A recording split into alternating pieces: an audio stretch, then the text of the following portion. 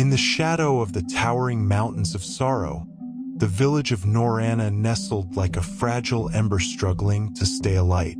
The villagers lived in constant fear of the monstrous Zalamus, a creature of nightmarish proportions.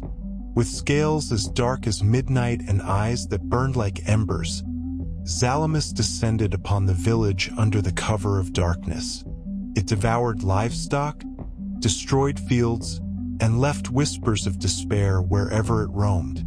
Worst of all, children disappeared, taken by the monster, never to be seen again. The elders said Zalamus was a punishment for sins forgotten long ago, while others claimed it was a curse from the gods. Whatever the reason, the village cowered, its people too afraid to leave but too desperate to find peace. Among them lived Klanos, a young man with a past as mysterious as the monster itself.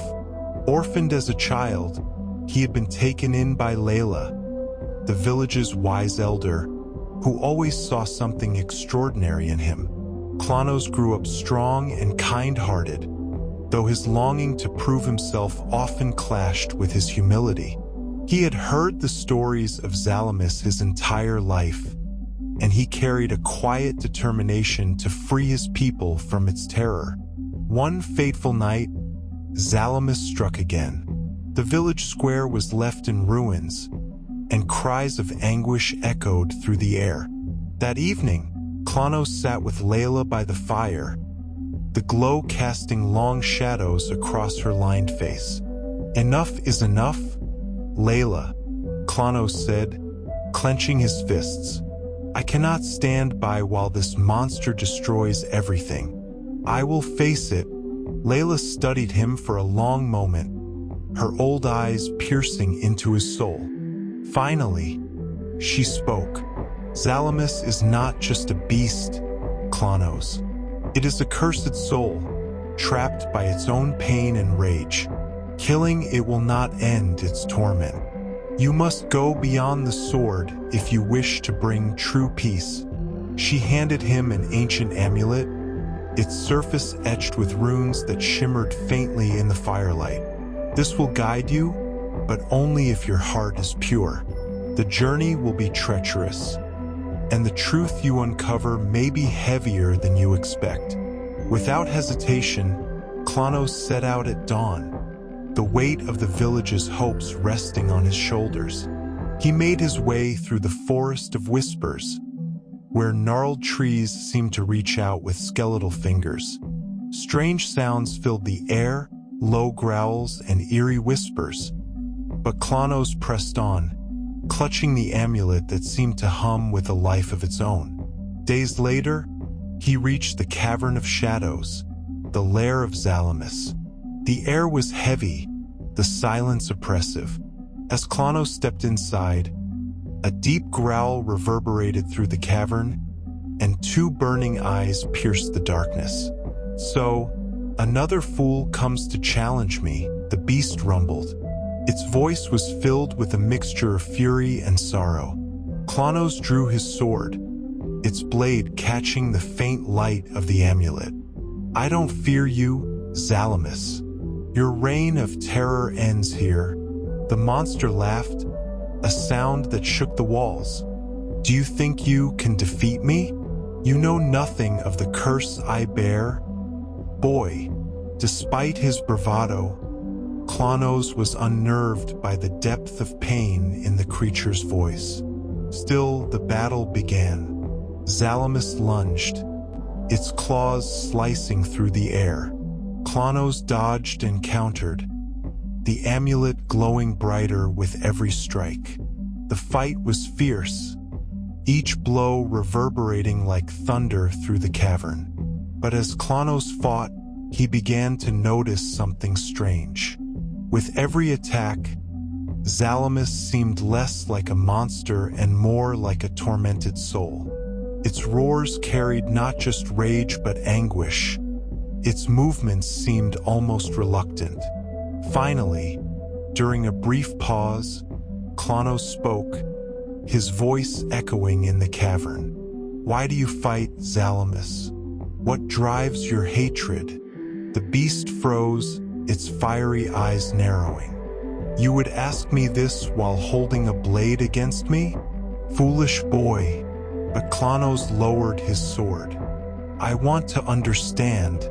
For a long moment, there was silence. Then Zalamus began to speak, its voice heavy with centuries of pain. I was once a knight, a protector of this very land. My name was Kaler. I swore to guard this village with my life. But betrayal runs deep. Those I called brothers turned on me, accusing me of treason. I was cursed, bound to this monstrous form, and cast out to the mountains. My rage grew, and so did my power. The villagers who I once protected became my enemies. I have taken my vengeance on their descendants for generations. Klanos listened, his heart heavy with the weight of the revelation.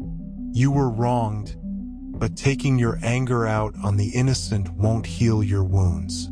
You've become what they made you, but it doesn't have to end this way.